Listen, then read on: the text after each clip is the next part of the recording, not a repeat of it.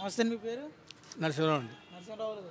చంద్రబాబు నాయుడు వచ్చి 5 నెలలు అవుతుంది కదా, ఎలా ఉందంటారు? బాగుంది. అంటే ఏ రకంగా బాగుందంటారు? అన్ని విధాలు బాగుంది. పథకాలు ఏమైనా వస్తున్నాయా? పథకాలు వస్తాయి. పింఛన్ ఏమైనా పెంచారా లేదా? 4,000 ఇస్తున్నారు కదా, ఉచిత గ్యాస్ అన్నారు, ఉచిత గ్యాస్ ఏమైనా వస్తుందా? వస్తుంది. మరి ఉచితంగా ఇసుక పంపిణీ చేస్తున్నారు కదా, ఇసుక ఏమైనా వస్తుందండి? ఇసుక దోలు నాకు తెలదు.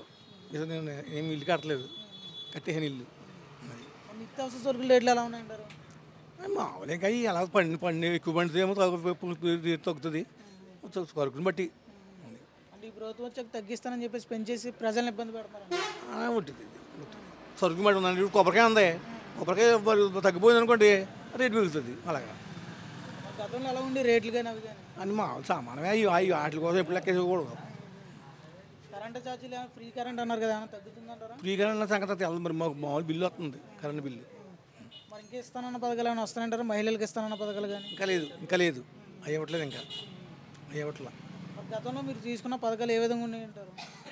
నేను ఏ పథకం ఏం తీసుకోలేదు, ఫంక్షన్ ఓన్లీ ఫంక్షనే పెన్షన్ ఒకటి వస్తుంది అంతే. అప్పటి నుంచి కూడా. అంతే అప్పటి నుంచి మరి మీకు పథకాలు ఏమి రావట్లేదు అప్పుడు కూడా? ఏం లేదు. మరి అప్పుడు పరిపాలన విధానం కానీ ఎలా ఉండేది అంటారు అప్పుడు? మామూలే అండి, అన్నీ మామూలే. ఇంకా ఎవడొచ్చినా మన పద్ధతి తింటే. అంటే ఒక తేడా కనిపిస్తుంది కదా, ప్రభుత్వం మారినప్పటికీ ఏమైనా తేడా కనిపిస్తుంది? తేడా ఏమో మామూలే చెప్తున్నాం కదా. పర్లేదు ఈ ప్రభుత్వం పర్లేదు. పవన్ కళ్యాణ్ గెలిచాక ఎలా చేస్తున్నారు పవన్ కళ్యాణ్? అవును, అటు పవర్ఫుల్ అడు.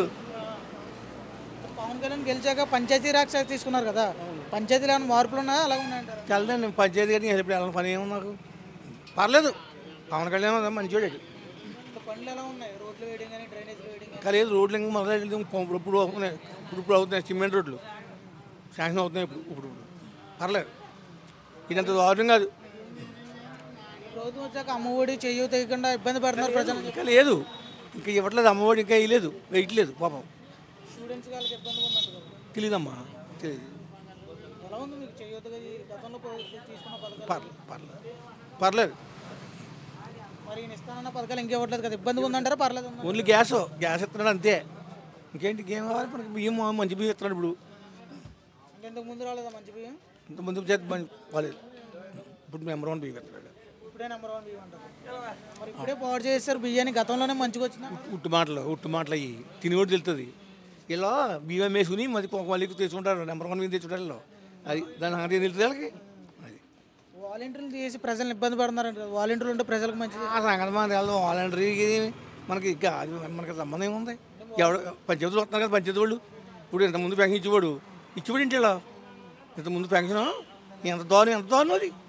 మోసుకెళ్ళి చంపాడు, 30 మంది చంపాడు. అది కూడా చంద్రబాబు నాయుడు చేసిందంట, చంద్రబాబు నాయుడు ఆపాడంట. తప్పు ఎందుకు లేనిపోయిన పాపలు కొట్టుకోవడమేనా? ఏడండి ఆడికి మొక్కువ జగన్ అంటేని నాశనం చేసి పడేయాడు రాష్ట్రాన్ని. వాలంటీర్లు ఉంటే ముసలికి వాళ్ళకి హెల్ప్ చేసేవారంట బాగా. ఇప్పుడు అంటే పంచాయతీకి వెళ్తే ఇబ్బందిగా ఉందంట. లేదు పాపం వాళ్ళే వస్తున్నారు కదా, వాళ్ళే వస్తున్నారమ్మా, పంచాయతీ వాళ్ళు వస్తున్నారు కదా. ఇప్పుడు ప్రభుత్వం అయితే బాగుందంట. బాగుంది.